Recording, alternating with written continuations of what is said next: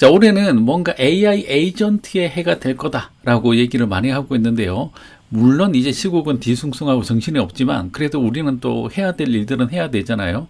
네, 그래서 이번에는 제가 최근에 발표한 자료들을 기반으로 해서 여러분들에게 AI 에이전트라는 게 어떤 건지 하나씩 설명해 드리도록 하겠습니다.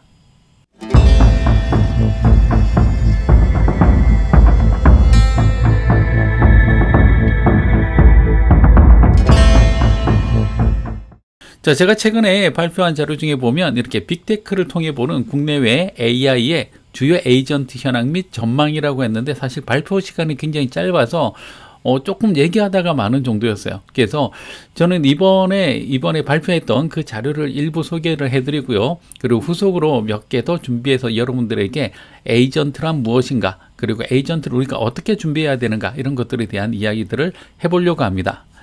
자, 먼저 하나씩 살펴보면 작년 한 해 동안 우리가 기업의 경쟁력 이런 것들 물었을 때 대부분 그냥 AI라고 얘기하지 않고 생성형 AI가 그 회사의 경쟁력을 좌지우지한다, 이런 얘기들을 많이 했었어요.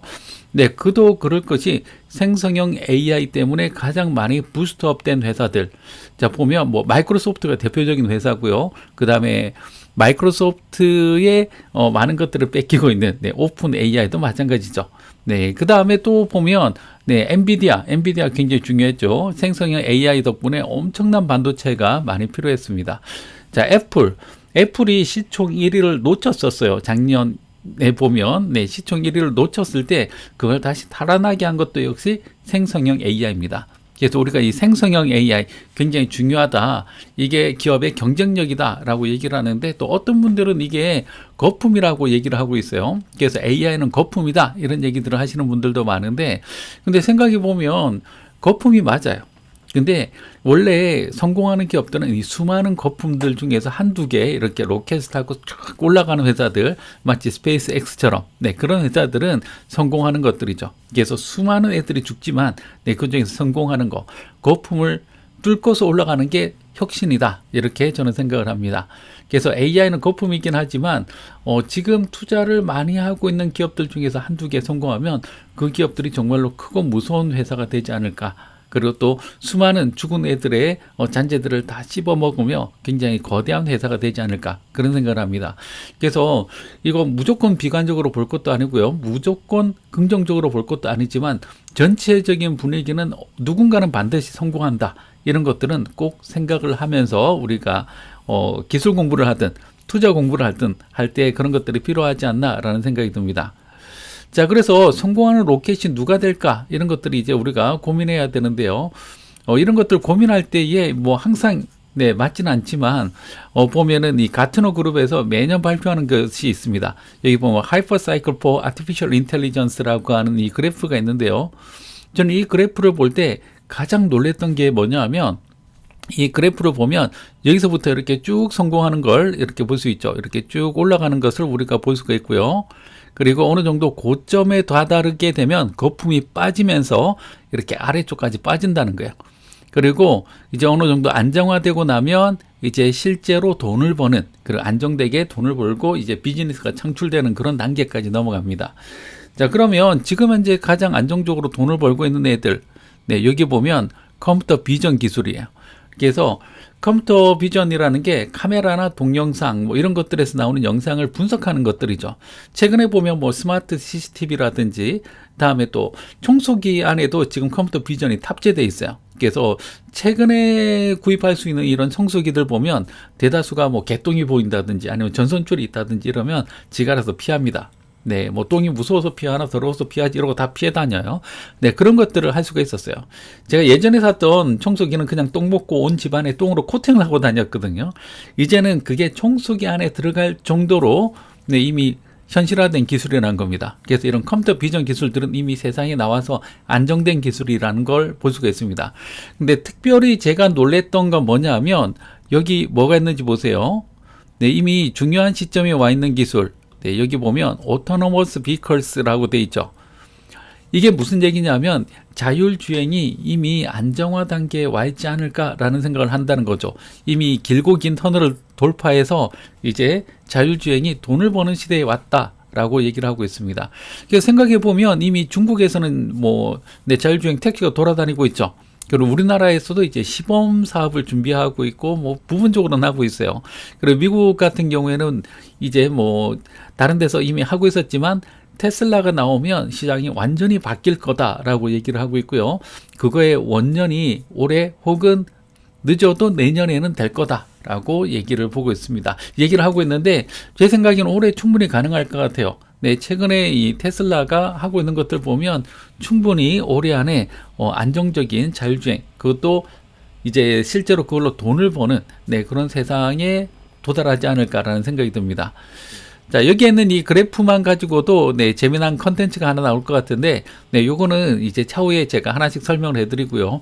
오늘의 주제인 이 에이전트에 대해서 한번 얘기를 해보도록 하겠습니다. 자, 이 빅테크와 에이전트, AI 에이전트, 제가 이걸 그냥 붙여서 에이전트 이렇게 썼는데, 자, 이거 2024년까지만 해도 우리가 이 언어 모델 자체가 중요했어요.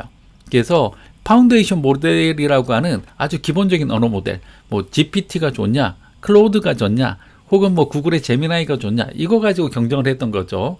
네, 그런데 2024년 후반기에 다다르면 다다를수록 이 그냥 언어 모델이 중요한 게 아니라 바로 이 언어 모델을 기반으로 한 서비스를 중심으로 생각을 했던 겁니다. 그래서 이제는 퍼플렉시티, 그리고 이제 코파일럿, 그리고 제가 많이 사용하는 이 릴리스.ai 등등, 이 LLM을 기반으로 하는 서비스들이 이제 다수 태어나기 시작했습니다. 그리고 제가 여기서 언급하지 못한 수많은 서비스들이 나오기 시작했어요. 그래서 법률을 해준다든지 업무를 처리해준다든지 이런 서비스들이 총총총 나타나기 시작했던 게 2024년 후반기였습니다. 자, 그래서 이전에는 그냥 LLM 자체가 중요해서 얘 말 잘해 이런 것들이었는데 후반기가 되면 텍스트나 이미지와 같은 컨텐츠를 생성하는 부분 말고도 이제 업무에 필요한 요소들을 하나 둘 만들어내는 수준까지 가기 시작했다는 겁니다. 자, 그런데 2025년 드디어 대에이전트의 시대가 열린다라고 얘기를 하고 있어요. 이 에이전트라는 이 말은 단순히 뭔가 물으면 대답해주고 이런 개념이 아니라 어떤 문제를 해결해주고요. 그다음에 복잡한 작업들을 실행할 수 있게끔 해준다는 겁니다. 네, 그런 면에 있어서 이 대에이전트의 시대에는 한층 더 AI가 AI스러워지는, 그냥 말 잘하네, 똑똑하네 이런 게 아니라 정말로 어떤 문제를 해결하고 복잡한 작업을 자기가 단계별로 쪼개서 그걸 하나하나 실행할 수 있는 그런 단계까지 간다는 겁니다. 자, 여기서 말하는 에이전트는 그냥 우리가 순서 정해놓고 이렇게 자동화하는 걸 얘기하는 게 아니에요. 네, 정말로 AI가 논리적으로 분석을 해서 문제를 해결할 수 있어야 에이전트라고 하는 거죠. 그래서 요즘에 보면 이렇게 제피어 같은 걸로 이렇게 약간 자동화 몇 개 만들어 놓고 이거 에이전트입니다 라고 얘기를 하는데 거기에는 이제 쉽사리 동의하기 쉽지 않습니다. 그건 그냥 기존에 사용했던 단어들 있잖아요. 네, 오토메이션, 자동화, 그렇죠, RPA 이런 단어들로 커버를 할 수가 있을 것 같아요. 그래서 에이전트라는 건 그보다는 조금 더 추상화 레벨이 높은 그런 단어다라고 얘기를 할 수 있을 것 같습니다. 자, 그런데 최근에 CES에서 젠슨 황이 키노트를 하면서 여러 가지 얘기들을 했었는데요. 수백억 개에 달하는 AI 에이전트는 테크 기업의 큰 기회가 될 것이다 라고 얘기를 하고 있습니다. 그래서 이 AI 에이전트의 맛집이 누구냐, 이걸 보면 앞으로 어디에 투자를 해야 될 것인지, 우리가 어떤 기술을 공부해야 될 것인지 이런 것들을 판단하는 데 도움이 될 거라는 거죠.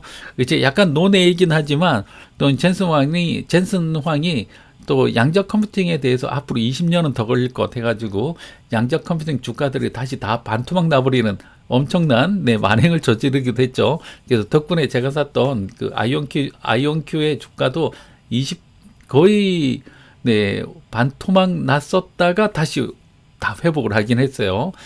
어쨌든 앞으로 중요한 건 AI 에이전트다라고 얘기를 하고 있는 것을 볼 수가 있습니다.